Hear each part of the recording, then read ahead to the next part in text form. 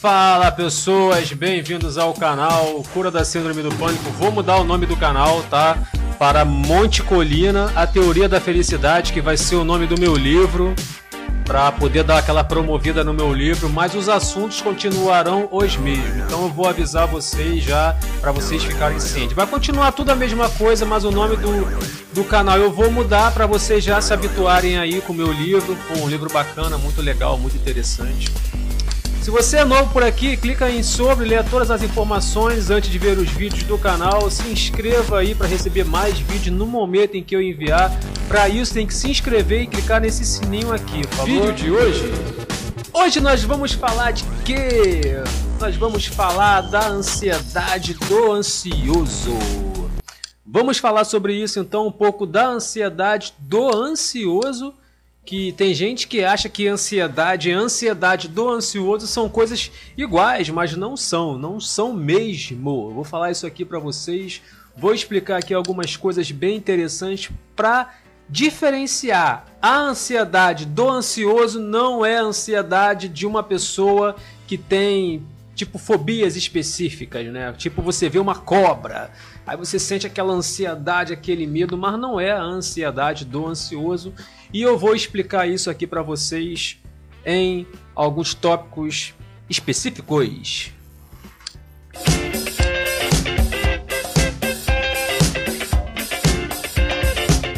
Primeiramente, que isso nem poderia ser chamado de ansiedade, né? Ah, outra coisa que eu ia falar também, eu estava sumido porque eu estava prestando concurso público, né? Então, fiz uma prova, inclusive fiz também o Enem. Em virtude disso, eu dei uma meia parada nos vídeos, mas agora voltaremos com força total, nesse mesmo ritmo aí, vídeo todos os dias, valeu? Voltando então ao assunto, nem poderia ser chamado de ansiedade. Na verdade, o ansioso, ele não sofre exatamente de ansiedade, ele sofre de desespero. E ansiedade e desespero são coisas completamente diferentes. Tudo que acontece dentro do nosso corpo, dentro da nossa mente, nosso sentir, o que nos faz reagir até a coisas externas são elementos químicos que tem dentro da gente. A medicina descobriu alguns deles são bem recentes, como por exemplo a serotonina, que eu acho que deve ter sido descoberta há mais ou menos 50 anos, ou seja, não faz tanto tempo assim, porque a medicina existe muito mais tempo que isso. E essas reações químicas, elas fazem com que o nosso comportamento seja alterado. Aí você me pergunta, mas como assim? Isso é possível? Claro que é possível, é só se você ver uma mulher com TPM. O comportamento dela, as emoções mudam, né? Algumas mais, outras menos, mas acontece. O fato que eu quero chamar a atenção é o seguinte, não é ansiedade. Não é a mesma coisa de você apresentar um trabalho na sua faculdade, apresentar um projeto no seu emprego, você atender um fornecedor. Você que é novo, aquela ansiedade de você encontrar aquela pessoa que você gosta, né? Aquele medo que você tem de ser assaltado. Esse tipo de ansiedade não é a mesma coisa de uma pessoa que sofre do chamado, né, entre aspas, ansiedade, que eu acho que nem deveria ser chamado disso. Até porque a pessoa que já está no estado grave de ansiedade é chamado de transtorno do pânico, mas também eu não considero como pânico, porque já existe médicos, cientistas, como psiquiatra nos Estados Unidos, que falou que um ataque de pânico e um ataque de quem sofre do chamado síndrome do pânico são coisas completamente diferentes. Então, a princípio, isso nem deveria ser chamado de ansiedade. Deveríamos ter uma nova palavra aí para colocar só para a pessoa que sofre de ansiedade, porque são coisas diferentes. Tão diferentes, né, que as pessoas que têm uma ansiedade normal acha que quem sofre de ansiedade é uma coisa fácil de resolver. Quando na verdade não é fácil de resolver. Porque não é a mesma coisa. Se fosse a mesma coisa, pô, tava tranquilão. Tipo, você vê uma cobra, teve aquele pouquinho de medo. E a mesma coisa que você sente quando você tem ansiedade. Pô, é completamente diferente.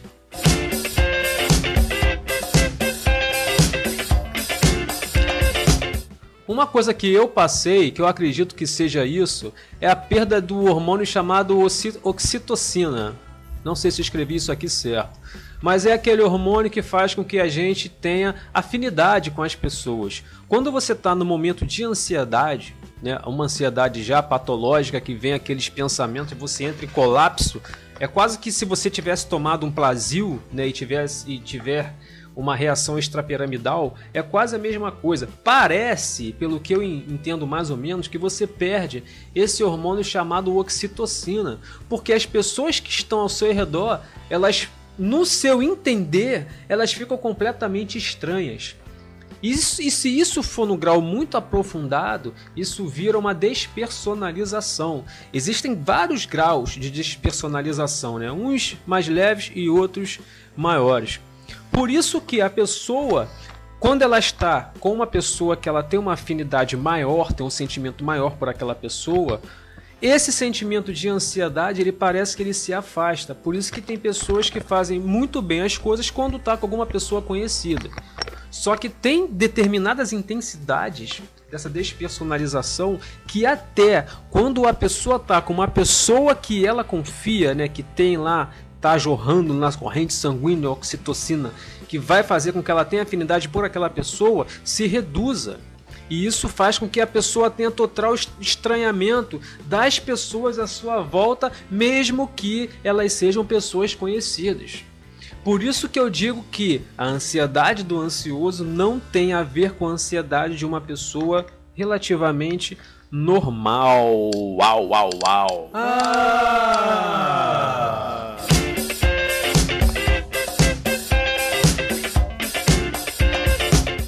Além dessa substância que a gente perde, que nos faz ficar meio que indiferente com as pessoas ao nosso redor, a gente perde algum tipo de substância, que eu não sei qual é, porque eu não sou médico, mas eu sei que existe, que nos faz perder o contato com o nosso próprio corpo. A gente perde aquela ligação que a gente tem, aquela questão de gerenciamento do seu corpo. Você fica completamente desconectado. É como se você tivesse entrado no corpo de uma outra pessoa. Você entra em total estranhamento. E esse total estranhamento faz com que você perca o controle também do seu corpo. Seu corpo parece que ele está entrando em colapso e você não sabe por quê. E você se pergunta, como eu falei para vocês, existem níveis, níveis e níveis. Tem certos níveis que você se pergunta o que você está fazendo ali com aquele corpo que te deram. Então é uma coisa muito louca, é uma coisa muito bizarra, que, te falar a verdade, não tem nada a ver com ansiedade. É uma coisa muito mais complexa, muito mais profunda. Tem gente que entra realmente em total colapso despersonalitativo. E isso realmente é uma parada bizarra, uma parada parece um filme de terror realmente.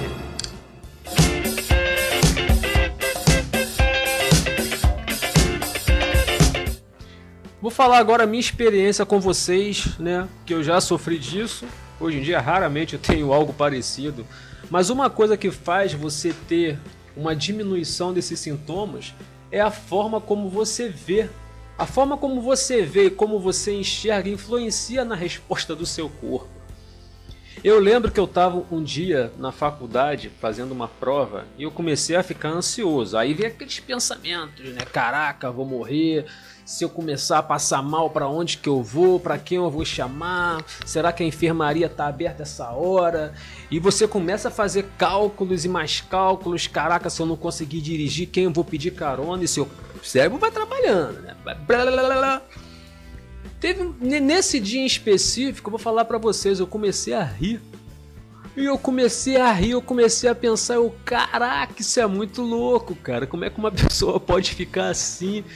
E comecei a rir daquela situação e comecei a entrar em estado de despersonalização. E comecei a olhar pra mim e eu falei, caraca... Como é que isso pode surgir na vida de alguém? E comecei a achar aquilo muito engraçado e comecei a rir. E a professora veio até falar comigo, falar se eu estava rindo da prova. Eu falei, professora, fica tranquila. Tô rindo da prova não. Quando eu acabar a prova aqui, eu vou sentar contigo e vou te explicar a situação que é. Mas eu comecei a ver aquilo ali de uma outra forma. Eu comecei tipo, a me auto-perguntar, caraca, e você é um ET, cara, você não é do planeta Terra. Acho que veio um disco voador, te jogou aí, entendeu? Pra você se enturmar aí com a galera humana, que, pô, não é possível você ter esse tipo de sentimento, uma parada muito louca. E a partir do momento que eu comecei a achar isso mais engraçado, porque realmente uma pessoa de fora que vê você tendo aquilo, ela acha aquilo ali realmente uma coisa bizarra, medonha, e tem gente que realmente acha graça nisso. E eu achei graça de mim mesmo estando naquela situação. E geralmente, eu já conversei isso com as pessoas que eu conheço, isso não demora muito tempo, né?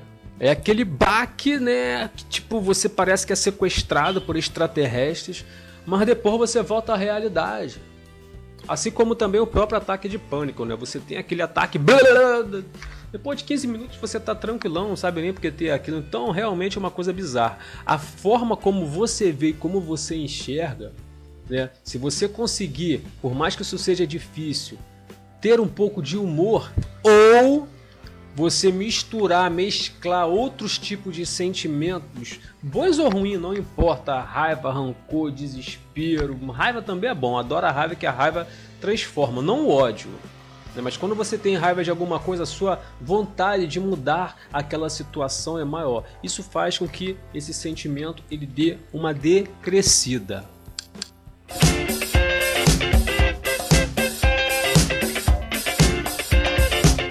Então, levando para esse lado da forma como você vê, o sentir evita o próprio sentir, né? O sentir outros sentimentos, seja eles quais forem, problemáticos, normais, pensar sobre a sua vida, ter um pouco de raiva, pensar nas coisas ruins da sua vida, pensar nas coisas boas, esse mix de sentimentos dentro de você, por algum motivo, que eu não sei qual, ele evita esse sentir desespero, né? Aquele sentimento de desespero, de despersonalização, de, sei lá o nome que eu posso chamar, esse sentimento que aflige a pessoa que sofre de um transtorno do pânico, de uma depressão. Ele faz com que aquele outro sentir, ele seja abafado. Bem, é realmente uma coisa aí meio complexa, né? Eu não sei se eu consegui explicar da maneira adequada, mas se vocês tiverem dúvidas de alguma coisa, vocês coloquem aí nos comentários. Aproveitem também, coloquem sugestões de próximos vídeos para eu fazer para vocês. A maioria dos vídeos que eu faço, pelo menos a metade deles é de sugestões, então você escreva aí no comentário os vídeos que vocês querem ver aqui, tá? E eu vou tentar sempre ajudar vocês de acordo com a experiência que eu tenho relacionado aos transtornos de ansiedade. Valeu, vou ficando então por aqui. E é isso aí, galera, vou ficando por aqui. Dê uma olhadinha na playlist do canal, tem bastante assunto, bastante vídeo interessante para vocês. Quem quiser entrar em contato comigo é só mandar um e-mail para mim, curadasindromedopânico@gmail.com. Pode também falar pelo Facebook, curta lá, facebook.com/curadasindromedopânico. Os links não estarão se esqueça, todos na descrição. Pode também compartilhar esse vídeo nas suas redes sociais favoritas para ajudar o canal a crescer, a ter mais relevância, a chegar ao número maior de pessoas. Então, gostou desse vídeo? Deixa aí o seu like, o seu joinha e a gente se vê no próximo vídeo. E não se esqueça de comentar, hein? Valeu!